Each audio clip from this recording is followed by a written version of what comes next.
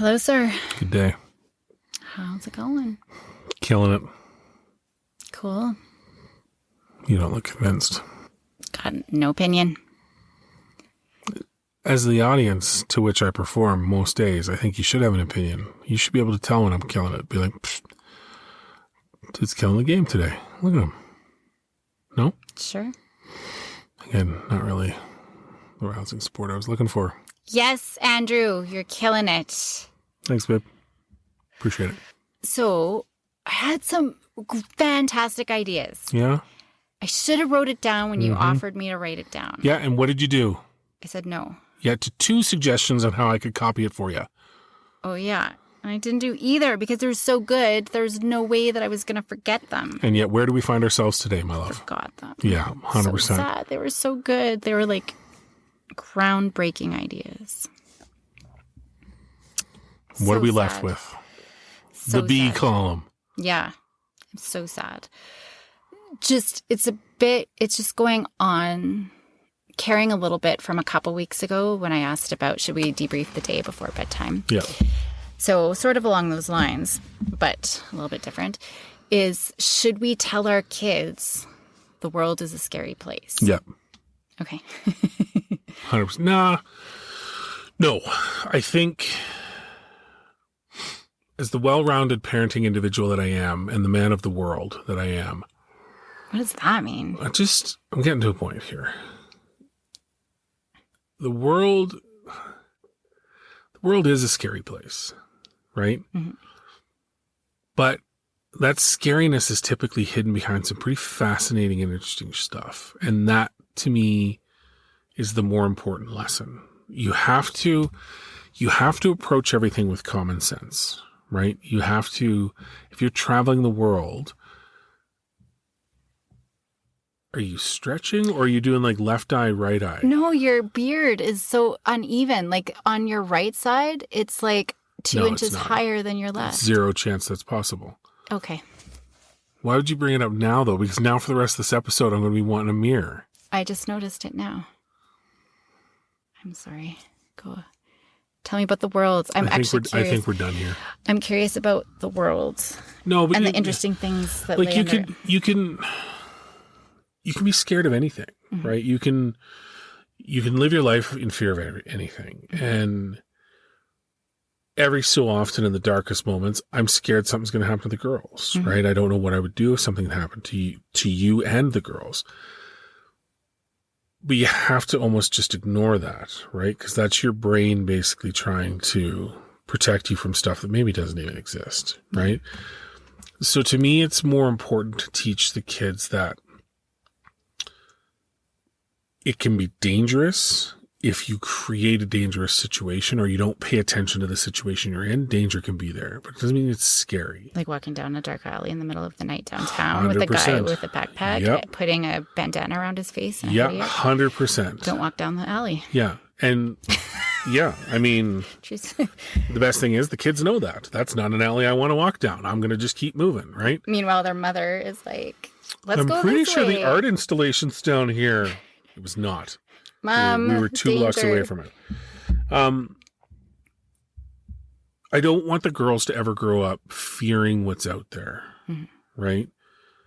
And there will be moments. I know there will be times when something scary happens. I know there's likely a car accident or two in our future, right? And hopefully it's minor. I know there's potential home break-ins. Like there's a ton of things that can happen, but we can't control it, right? We can only control our reaction to it, or if you're out in the world, the situations you create that might foster that outcome, right? And I would rather focus them on the world is an interesting place filled with interesting people and things and activities and places and just experiences, right? Scary is part of that experience sometimes, unfortunately. Like flying on a domestic Cuban airline, hands down, scariest experience of my life. Wasn't 100% sure I was going to make it out of Havana. But there was nothing I could do to control it. It was the only option. I had to be on it. And if I died, I died. Like I can't control any of that. Would I do it again? No. I know that situation is something I would avoid. 100% I would walk. Right. But it's those sort of things. Right. But I don't want them to look at everything with fear because that limits your opportunities for experiencing and learning new things. And that I think that's the most important thing. I want the girls to never, I don't ever want to hear my kids become those people that aren't interested in new things. Right. And I've got friends like that in my life. Why would I read a book? Why would I go there?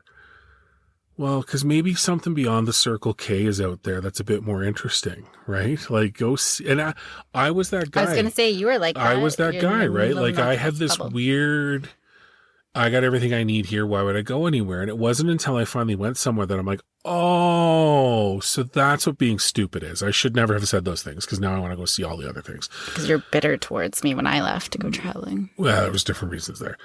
But. Why? What do you mean, why? You told me to go. Yeah, I told you to go like Willow tells us she's fine when she's angry. Right? There's a difference between being going, hey, I want you to go live your life and yeah, fine, go. Yeah, you might as well. Yeah, go. Different tones altogether. Different podcast. I was poopy. I didn't want you to leave. I know you were. I didn't want you to leave at all. Anywho, 30 years later,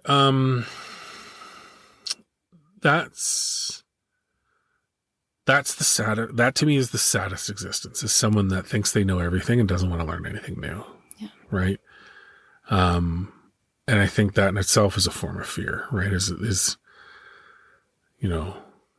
scare. Yeah. I mean, I guess that's really about it. No, I don't think we need to tell the kids that it's a scary place. I think we need to tell them that there are scary situations. Because it results in narrow living. And I'm always saying avoid narrow living, right? People go to the same. Well, Willow's got a friend who's by her 10th birthday had gone to the exact same all-inclusive resort over 10 times. I'm like, how is that even possible? So obviously more than once a year, you have gone to the exact same all-inclusive resort, right? Yeah. And so I guess then it's a matter of thinking about some of the things that we tell our kids from a very young age, because I think every day we're telling them that the world is, not you and I, but as parents whole, we tell them the world is a scary place. And so things like, well, the one that I always laugh at, because we have a lot of police officer friends, and they're like, Caroline, tell your parents to stop using police as a threat. Like, if you don't be good, I'm going to call the police. Now we've got all these kids who are terrified of the police, when the police are the people we need to run towards if we're scared for help. Yeah. But from a very young age, we say things. Our words are so influential, right? And I talk about this so much. And those little things, we want them to comply. And yet, there was something about compliance. Was one of my questions. Oh, it's coming to me. It's coming. I'm scared to keep talking. Something to comply. Can you just write down compliance in your phone? Anyways, but we say these things because in the moment. This is my life, everybody. This is my life right here. So in the moment, we're frustrated or whatever, but we say these things, right?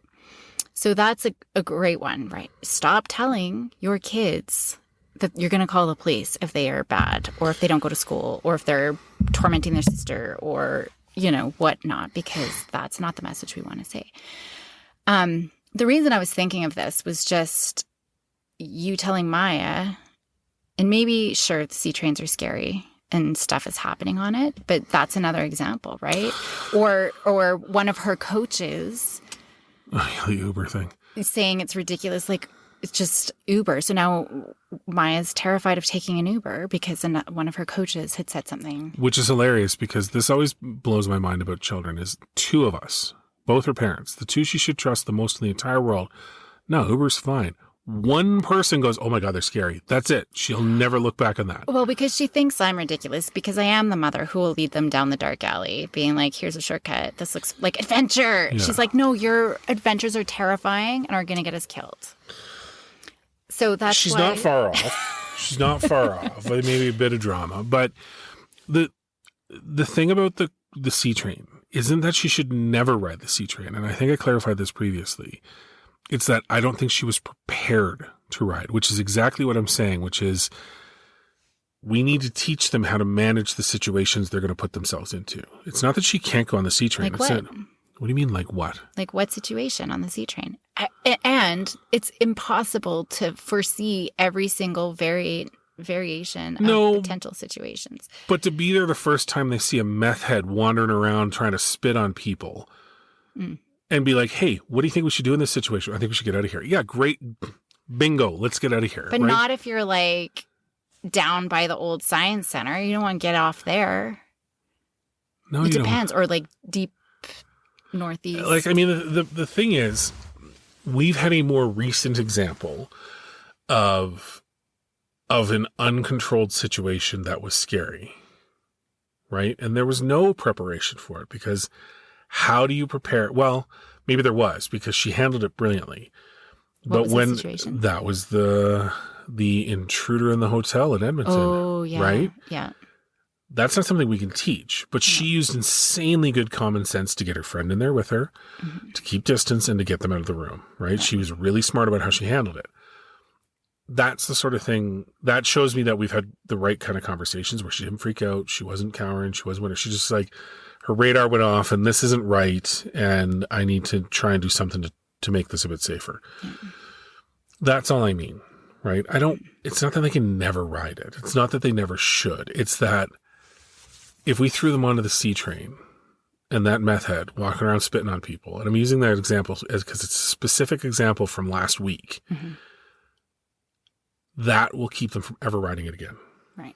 Right? Whereas if there's a preparation on, hey, you might run into some people that are, have some mental health issues or addiction issues or whatever. Your job is to, right, act this way. You don't try not to interact, but if they do, blah, blah, blah, blah, blah. That doesn't need to make it scary, right? That's no different than, hey, when you come to a crosswalk, this is the button you push that tells the people in the cars to stop so they don't hit you.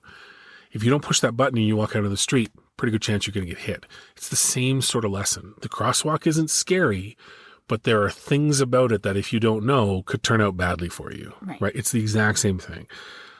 And the problem with the C train that we keep using as the example. I've got others. But I don't want to spend too much time. No. I'll make this quick so we can move on. But the problem that I'm noticing with the C train is we're not a C train family. It's not like we're ever going to jump to teach that lesson, right? No. And she's got a car now, but it was like that was C-train bus, public transportation for a good, huge chunk of all of my teenage years. That's how we got around. That's right. In the 1920s, that's how people got around. Shut up. I mean, we've talked about the catastrophic language before too, right? Like, hey, kiddo, put on your seatbelt. That's all we need to say. That's good safety language. Yeah. But it's otherwise you're going to go flying through the windshield and smash your head in and be brain dead for the rest of your life or paraplegic. We add that stuff on, which it creates the sense of everything is scary. Okay, so what about telling young kids that strangers are danger? Don't talk to stranger danger, right? Don't talk to strangers. That's an interesting one too. Again, I think it comes down to giving them enough experiences that they themselves know it. Like the kids have a good radar. They know when something's weird, right? And the kids that have been exposed to a lot of different situations and had that feeling of, oh, something's not right, they'll rely on that later in life. And when the stranger danger does roll up, right, they're going to be like, something's weird about that guy with the droopy eye and the kind of drool in his mouth and his hand in his pocket. I'm just going to scoot on over to the other side of the street. That comes through experience. That comes back to my... So why do everybody cross the street when they see you? Okay, see, I knew you were going to say that. It was like one time and I might have looked like a thug. I don't know. Perhaps. But I mean, that's actually a really funny example when you think about it in the context of what we're talking about, because I did nothing. I wasn't doing anything I intentionally thought was threatening. I was literally walking behind a fully grown couple that we were all heading to the same place to get our cars. It just happened to be 10:30 at night and dark, and I was in a hoodie and I have a huge beard, and I'm And you're 6'6". I'm a lumbering jackass with a ball cap, yeah, I probably look scary to that 5'2" sweet Indian lady trying to get to her car, right? And I wasn't thinking anything different, but her experiences have taught her that I'm the kind of guy to avoid. All right, cool. It's still the same lesson to the kids. They're gonna develop their own tolerance for who they're comfortable around and when their radar goes off. But that's only if we are exposing them to situations that help hone that. Kids that are oblivious, and perfect example was when we used to joke about when we.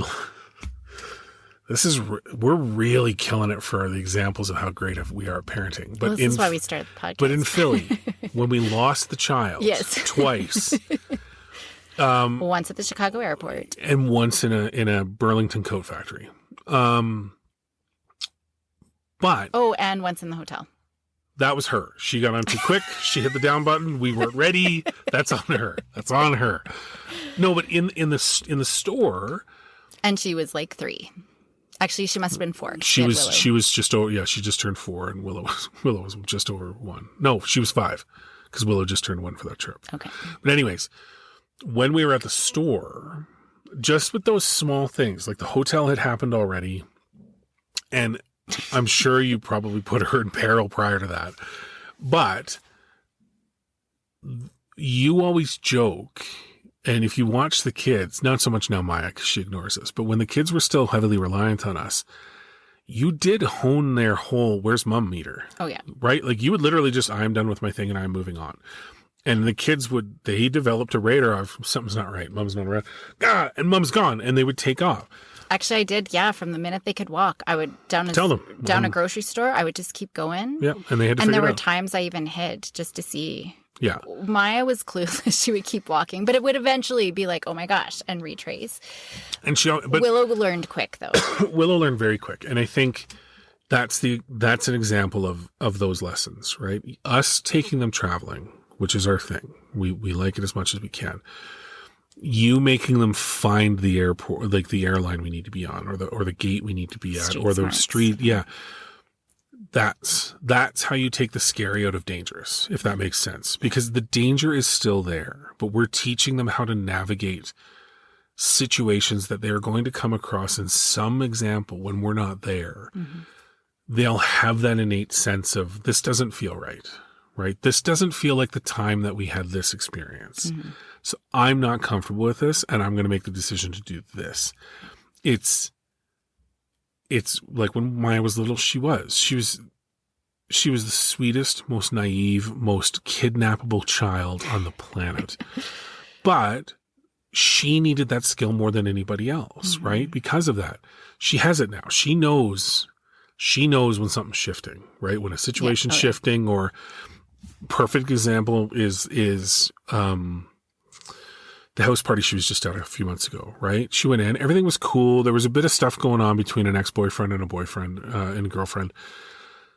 And she's like, yeah, I don't need any part of that. And so she just distanced herself, happened to hook up with a friend that she wasn't really super close with. And they spent the rest of the night geeking out over music. And she had a great night because she's like, that situation is not what I want to deal with. And she could see it developing into something bigger. And she went and found something else to do. That's a small version of it, but that's her life right now. She's going to bump into those things. And as bars become a thing, or raves or whatever, right? Whatever the kids are doing these days. The red lot went with the playoffs. Yeah. She was getting uncomfortable with all the drunken hockey fans and went and stood by the police. Yeah, totally. And so that's, I think, the biggest thing is it's important to teach them to recognize the dangers and how to manage it. And then scary never comes into it, right? Because there are situations we can't prep them for that are going to be scary. I don't need them to be scared of everything else.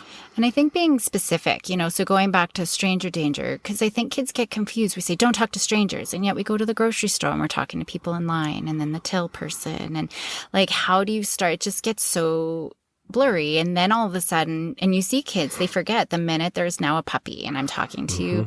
And there's so many videos of, do you think your child will walk away with someone with the dog? And parents are like, no way, my child would never did. Every child did. Even like the older tweens would go with this man, with the puppy, to go see his other dog. Yeah. And they're like, oh my gosh, I'm shocked. But it's because we say so vague, sort of broad things, but we break it every day. And so it's a matter, like I remember explicitly, you don't take anything from somebody. You don't go anywhere with somebody that you don't know, right? You come and ask us first. And if you don't recognize them, they're not someone we sent to pick you up. Right. That was a conversation I had. If someone says they're a friend of mine. We had a code word. Yeah. What was it again? Oh, I can't remember what it was. Probably something dumb. We did have. Ridiculous. Durgatroyd. What was your? Was it Burgatroyd Skittle? But no, we did have. So, but it was just never, so we were being very explicit about these types of situations because we stop and we talk about, oh, your puppy's so cute. How old are they? And so. But part of that is important too, because that's the modeling of how to be a good person as well, right? Yeah. And how to get those experiences of meeting cool people when they're cool people, right? It was funny. This is kind of a sidetrack, but I saw a video the other day. And it's just one of these stupid TikTok videos, right? But what struck me about it was really interesting. It was somewhere in the Middle East, right? They're at a mall, and this guy, full adult, okay, must have been mid-20s, late 20s, was acting like he was scared of the moving floor, which was their version of the escalator. It wasn't steps, it was just this moving floor down. Right. And he stepped on and off 3 or 4 times and would go a couple feet and then come back and was making expressions of anxiety and nervousness, and person after person after person walked by, right? And then this family comes by, and it's a dad pushing a stroller and their son, who was probably 4 or 5, and the mom. And they go by him, and immediately the mom and dad are looking at him, and you watch them, and they watch and watch and watch, and the dad realizes there's something wrong. So he immediately hands the stroller over to the mom and turns around. And the translation bars at the bottom are basically, are you okay? You look like you're scared. Can I help you? And as he's doing it, he comes in and he grabs the guy's elbow in his hand as he's talking to him. And he said, just follow me. He's like, it's not that, come on, follow me. So he starts pulling him, not pulling him, but just guiding him.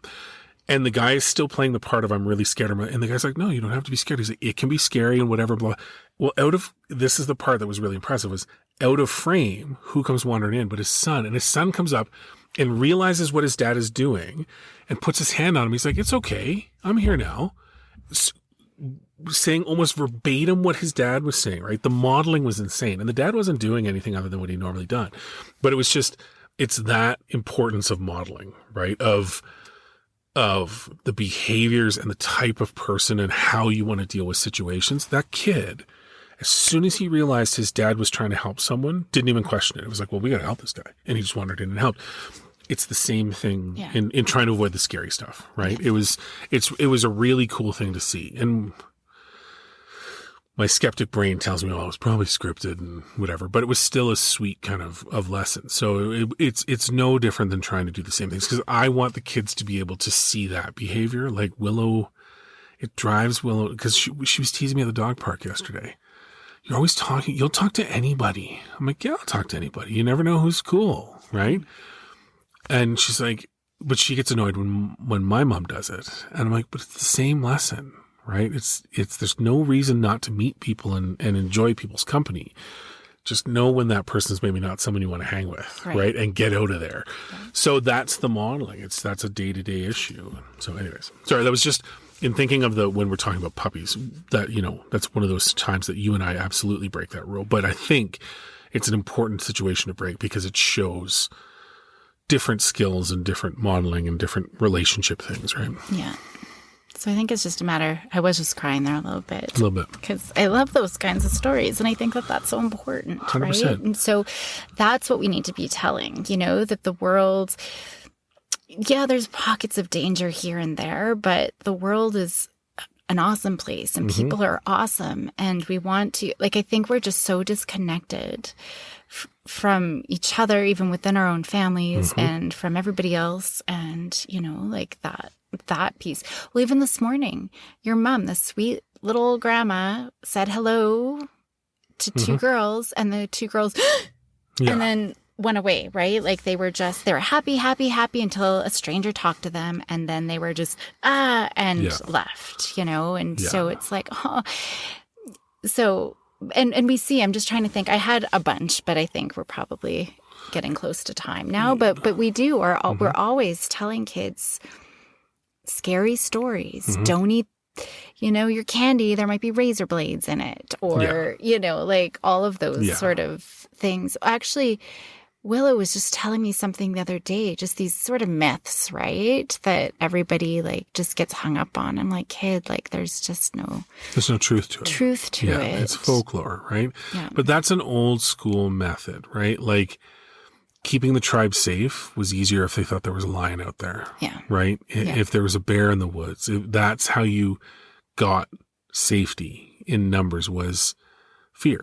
Yeah. Right? And fear can be a very healthy tool in the right situation, but fear as your constant state is what drives things like the anxiety we're seeing. And well, that's a whole other story. Like we know so much more about the brain now and the way society is built up.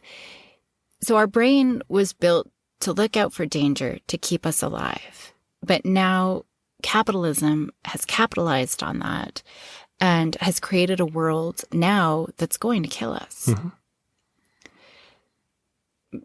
That's it. Because it's using our brain against us. And this is one of those things. 100%. That's creating more isolation, more disconnection, more anxiety, and more sort of me. Yeah. Yeah. I think we could go on and on and on. So I think really it was just a matter of, I don't think we should tell the kids that the world is a scary place. Things do happen. We can't. Well, even today, I was going to see if Willow wanted to go home with Maya. And there was a flash of second of I could lose both my kids in one car accident. Yep. Because the 100%. roads aren't great still. And so, it's just, but then I also thought, like, they'll be so excited driving together. The older sister, like, showing off with the music and stuff. They're younger, and the younger one, like, this is so awesome. I get to drive with my older sister, And so it's really just kind of... It's managing the situation. Yeah. Right? It's giving them the opportunity and teaching them how to manage it. And in those situations that there is nothing to fear, making sure that they enjoy it, making sure they appreciate, because to your point, how special it is and how amazing it can be. And they don't just sit there and be a first world problem child that it sucks that it's cloudy on a beach the day they happen to be there or whatever. And in every situation where something bad has happened, they've learned from it. They've become more resilient. Mm-hmm. Now, Maya knows, well, she's old enough now, but when we lost her at the airport, she now knows, find that security person or someone in a uniform, right? And they'll help you. And stay there. That was always the thing. Just stay where you are. And so in the store, she was actually better. She stayed put in one spot. The escalator, just get off. Mm-hmm. On the first floor, don't keep riding the escalator or the elevator. And just wait. Get off and wait. Yeah. And so they do. And I think their savviness has gotten better with 100%. Well, they've had situations. Sometimes we intended the lesson, sometimes we didn't. But I think you're right. Absolutely. Yeah. Alrighty. Anything else? No. Okay. I think we nailed it. Thank you. Good day. Good day to you.